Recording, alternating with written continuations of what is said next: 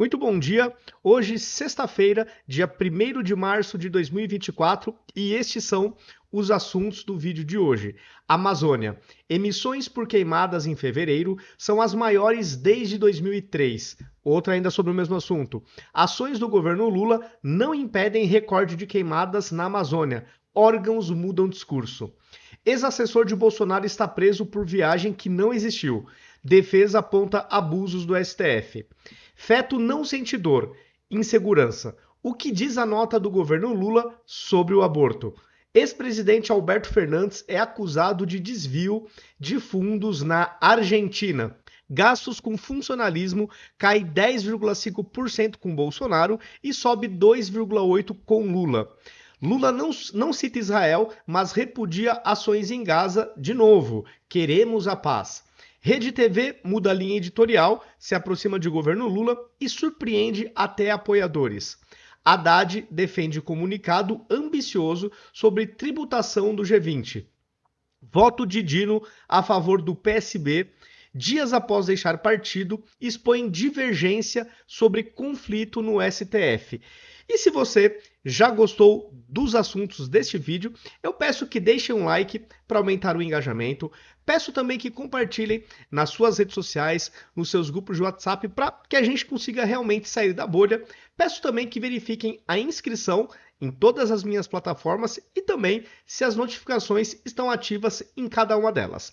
Entrando para os assuntos do vídeo de hoje. Começando pela Amazônia. O Brasil, de Lula, vem batendo recordes negativos no que se diz aí preservação do meio ambiente da Amazônia. Nos tempos de Bolsonaro, o chilique era gigantesco. Então você via artistas da Globo, jornalistas, Leonardo DiCaprio, Greta Thunberg, mas dando chilique. Até parecia mesmo que eles tinham uma preocupação genuína com o meio ambiente. Só que o tempo passa e nem precisa passar muito tempo para escancarar a hipocrisia dessa gente. Não vou generalizar, mas pelo menos de boa parte delas. Você tem visto chilique dessas celebridades que antes eram bem histriônicas quando tinha o Bolsonaro no poder?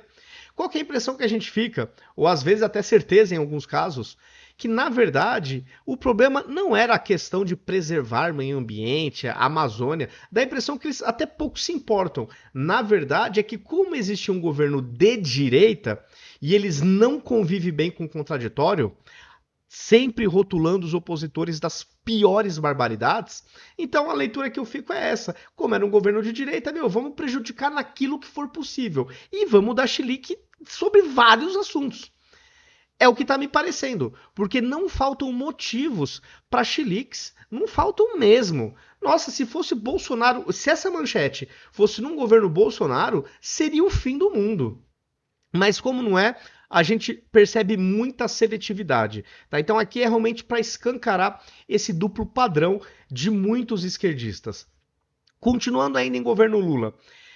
O governo deu uma recuada, né, sobre a questão do aborto. Inclusive o Ministério da Saúde, né, tinha divulgado um documento que autorizava a interrupção da gravidez em qualquer etapa da gestação. Só que isso pegou tão mal que o Ministério suspendeu.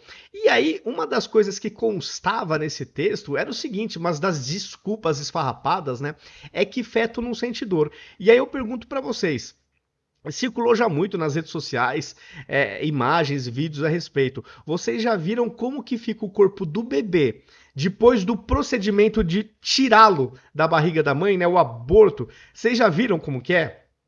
É um monte de carne picotada. Achar isso normal, ter sangue frio para lutar que isso seja cada vez mais normalizado, é uma coisa que não entra na minha cabeça, porque isso aí é uma vida já está formada. O bebezinho tá lá todo cortado.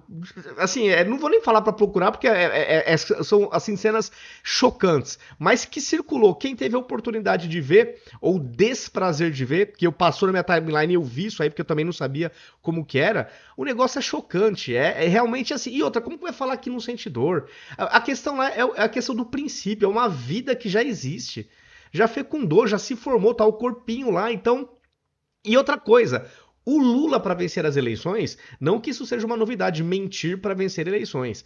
Falou que era contra o aborto, veio com toda aquela lorota. O próprio TSE estava impedindo a direita de rememorar frases e posicionamentos do PT e do Lula a respeito do aborto sempre em favor, obviamente. A gente estava impedido. Isso aqui me parece um ensaio do governo. Vamos ver como que dá a repercussão. Eles vão ensaiando. De repente eles vão aliviando e vão indo aos poucos avançando. A gente tem que ficar muito esperto porque essa é a estratégia dessa gente.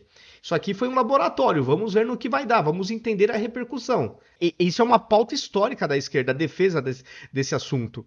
Né? E a gente ter sido impedido de mostrar esta verdade nas eleições, eu acho que foi muita sacanagem, porque não era mentira. Mudando de assunto, ex-presidente Alberto Fernandes é acusado de desvio de fundos na Argentina. Esse tipo de manchete aqui escancara, né, como que é o padrão moral, pelo menos de boa parte da esquerda aqui na América Latina.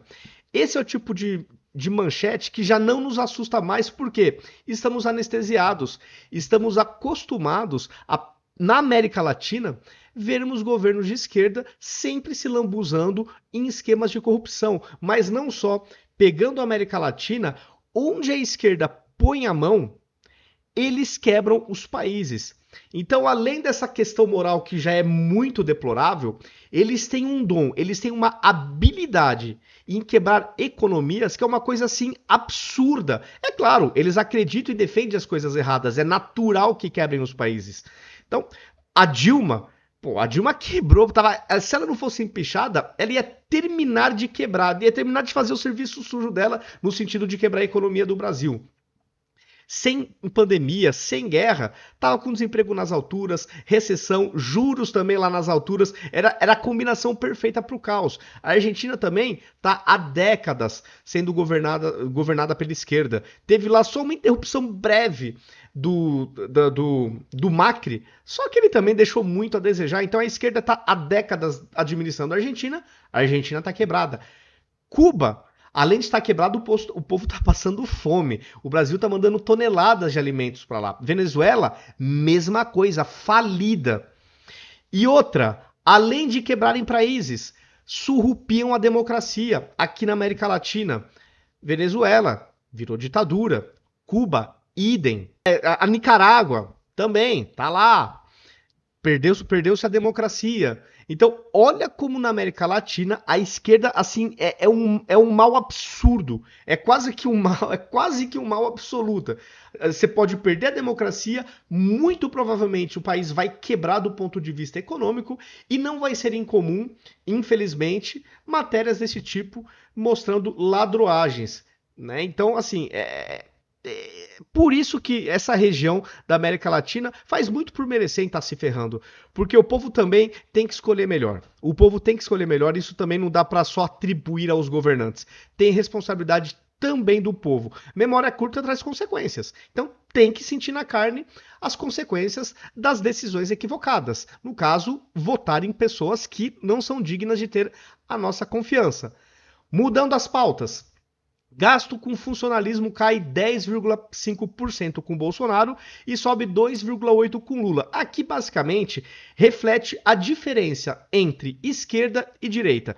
Via de regra, governos de direita tendem a enxugar o Estado, diminuir, né, o peso estatal no cangote do cidadão. Via de regra, governos de direita diminuem impostos para aumentar o dinamismo da economia, porque quando você diminui impostos, sobra mais dinheiro para circular na economia. Isso é uma coisa óbvia que a esquerda não percebe. E governos de esquerda é justamente o contrário. Aumentam o tamanho da máquina estatal, aumentando consequentemente a ineficiência, porque geralmente quando um governo de esquerda entra, o Estado já não é pequeno e eles vão lá e enchem, expandem, inflam ainda mais. Uma coisa que gera ineficiente fica ainda mais ineficiente. E qual que é a consequência prática para o cidadão? Primeiro, aumento de impostos. Todo governo de esquerda, ou 99% dos governos de esquerda, via de regra, atacam com velocidade o bolso do pagador de impostos. Então, eles governam à base de aumento de impostos para pobres, classe média e querendo enlouquecidamente tributar grandes fortunas. Por quê? Tem que realmente ter dinheiro para manter o Estado gigantesco que não para de crescer e totalmente ineficiente, porque aí uma outra consequência de um Estado gigantesco, ineficiência. Então, você paga um monte de impostos para ter serviços de saúde de péssima qualidade, educação de péssima qualidade, segurança pública de péssima qualidade e muitas vezes quem tem condições acaba pagando para os seus filhos escola particular, plano de saúde para ser atendido em hospitais particulares. Se a pessoa tiver um pouco mais de condição, manda blindar o seu carro porque não tem segurança. Então, além de você trabalhar quase meio ano, porque no Brasil a gente trabalha aproximadamente 5 meses para pagar impostos, para um estado que retorna muito pouco em termos de qualidade para o cidadão. Já num governo de direita, que visa enxugar a máquina pública, a meritocracia é mais levada em consideração.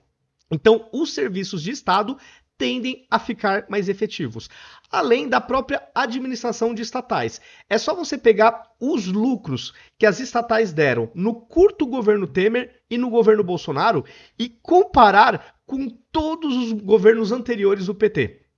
Não dá para comparar, as estatais lucraram bem menos quando não tiveram prejuízos nas administrações petistas, esquerdistas, porque a questão da meritocracia quase que não existe. Você vai pondo lá companheirada em cargos de diretoria, conselho de administração, presidência, dane-se a qualidade do serviço. É uma outra mentalidade, totalmente diferente. Então aqui é mais para mostrar realmente que isso é um resumão de um governo de direita e um governo de esquerda.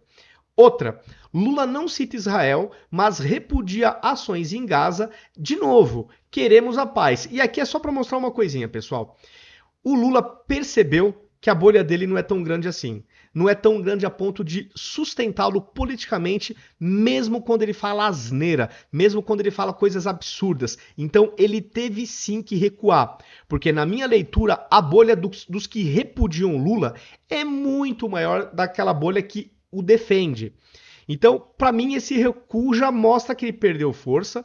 Ele entendeu que no Brasil, o pessoal, em sua grande maioria, a população, está do lado de Israel e não do terror do Hamas. E o Lula percebeu, no caso do aborto que eu comentei há pouco, mesma coisa. O governo recuou porque o Brasil é predominantemente contra esta pauta de tirar nenês da barriga da mãe, do ventre materno. Bom sinal. Sinal que o Lula está caindo a ficha. Esse mandato dele, no meu ponto de vista, vai ser o mais difícil entre os outros 2 mandatos que ele teve. Por quê? O brasileiro agora acordou, a direita acordou de vez. E com o advento das redes sociais, que praticamente não tinham nos 2 primeiros mandatos de Lula, o povo já não é mais manipulado completamente pela imprensa. Aliás, para uma parcela importantíssima da população, a imprensa não é nem mais levada em consideração porque as pessoas não acreditam mais. E como boa parte da imprensa é petista, então o Lula acabou perdendo força, já que a imprensa perdeu força. Esse mandato do Lula vai ser muito desafiador para ele e as radicalizações, as coisas que eles acreditam mesmo, vai ser difícil implantar. Pelo menos pelo modus operandi normal, tendo um Congresso combativo. A não ser que o STF dê suporte daquele jeito para pautas questionáveis do governo. Espero que isso não aconteça. Outra, Rede TV muda a linha editorial, se aproxima do governo Lula e surpreende até apoiadores. Aqui a minha opinião é a seguinte, pessoal. Eu acredito que a Rede TV viu o que aconteceu com a Jovem Pan. Ela ainda está tendo problemas com a justiça, a Jovem Pan, mesmo tendo esquerdizado pra caramba e tendo demitido praticamente todos os comentaristas que realmente eram os melhores, que garantiam mais audiência para a Jovem Pan, como Constantino, Paulo Figueiredo, Augusto Nunes, Fiuza, Ana Paula Henkel, enfim, a Jovem Pan se desfez. Mesmo assim, ela está no radar do judiciário e ainda corre o risco de perder a concessão. Então acho que a Rede TV viu esse tipo de coisa e falou, meu, não tenho condições, não tô tão bem das pernas assim, não dá para eu peitar o sistema. E aí eu acredito que por causa disso, eles de forma proativa já começaram a se render pro sistema. Tá? Eu acredito que deve ter sido mais ou menos esse o racional. E assim, eu nem julgo, a gente não tá vivendo tempos normais. Realmente é difícil, a gente vê, né, inclusive especialistas, desembargadores, aposentados, juristas, advogados, obviamente mais à direita, porque os de esquerda estão passando o pano, falam que está tendo muitos arbítrios, que a Constituição não está sendo respeitada em todos os casos, o arcabouço legal também não. Então, é lógico que as pessoas ficam inseguras. E aí eu acredito que a RTV esteja também mais ou menos nessa situação, meu, na dúvida. Né? Não vamos quebrar o nosso negócio, vamos, enfim, nos adequar. Tá? Então, assim, não vou julgar por causa desse contexto todo que eu acabei de falar. É tempos sombrios que a gente vive, né? Outra, Haddad defende o comunicado ambicioso sobre tributação no G20. E aqui ele está falando de tributação de grandes fortunas. Mas, para mim, a estratégia da esquerda é muito clara. Quando vai falar de tributar grandes fortunas, esperneia para o mundo todo ouvir, ó, estamos querendo tributar grandes fortunas. Agora, vai de forma mais quietinha, mais tímida, quando amplia impostos ou cria novos impostos que impactam o pobre, que impactam a classe média baixa e a classe média tradicional. Aí não tem alarde. Agora, para ficar falando, olha, vamos tributar os super ricos, aí querem espernear porque isso aqui parece que é uma virtude, né? Tô tirando dos ricos para dar para os pobres. Só que o problema é que a carga tributária no Brasil já aumentou para a população em diversos aspectos. Serviços, comida, enfim, tá tudo subindo. Combustível, que como consequência aumentou o preço de combustível, vai impactar toda a economia do Brasil, porque infelizmente a nossa base é rodoviária. Mas aí é mais discreto, tá? Então, é uma falácia que a esquerda só quer tirar dos pobres para dar para os ricos, porque ela não aliviou em nada para a classe média e para a classe trabalhadora as alíquotas de impostos que vem subindo desde que o Lula voltou para o poder. Tá? Então aqui é só para escancarar também essa estratégia que para mim é muito clara de governos esquerdistas. E para finalizar, voto de Dino a favor do PSB, dias após deixar partido, expõe divergências sobre conflito no STF. Aqui é o seguinte, o ministro não se declarou impedido para votar um assunto que envolvia o partido que até ontem ele era filiado. E se eu não me engano foi pelo próprio PSB que ele se elegeu governador do Maranhão. Ele não se declarou impedido. Então, o que a gente... E não é só ele, tá? Vários outros casos, os juízes não se declaram impedidos, quando é óbvio que deveriam. Existe conflito de interesse. Parece-me que está, digamos assim, em desuso para magistrados se declararem impedido. É quase um milagre quando isso acontece. Eu tô ficando com essa impressão. Porque é tão recorrente a gente ver críticas nesse sentido. O fulano de tal votou o caso apesar de... né? Então, quando que a gente vai, digamos assim, eu acho que precisa voltar o bom senso no Brasil. E aí não só no judiciário, eu acho um bom senso no geral. Todos os poderes, mas o problema é que o judiciário é um poder que é impactante porque ele muda a vida das pessoas, pode prender, pode mandar soltar, enfim, pode inclusive até estar, né, interferindo em outros poderes. Então, eu acho que o bom senso precisa voltar urgentemente no Brasil. Eu acho que se voltar o cumprimento irrestrito da Constituição, o país volta para a normalidade. A população vai poder novamente ter segurança nas regras do jogo da sociedade. O que pode fazer, o que não pode fazer. Mas para isso, a Constituição tem que ser 100% respeitada. Para o Brasil ser visto como um país sério também lá fora. Para investidores não ficarem receosos em investir múltiplos bilhões no nosso país. Porque quando as pessoas lá de fora começam a notar insegurança jurídica, é claro que isso impacta também o nosso país, porque vai deixar de vir muito mais recursos de pessoas que teriam condições de investir no nosso país, mas que têm medo, preferem buscar outros países, outras democracias. Pessoal, estes foram os assuntos do vídeo de hoje e eu reforço que se vocês gostaram da pauta, gostaram da forma como eu abordei os assuntos, que compartilhem nas redes sociais, deixem um like para aumentar o engajamento, compartilhem também nos seus grupos de WhatsApp para a gente alcançar e sair também da bolha, né? Alcançar novos públicos. Verifiquem se vocês estão inscritos em todas as minhas redes, verifiquem se as notificações estão ativas em cada uma delas e até o próximo vídeo.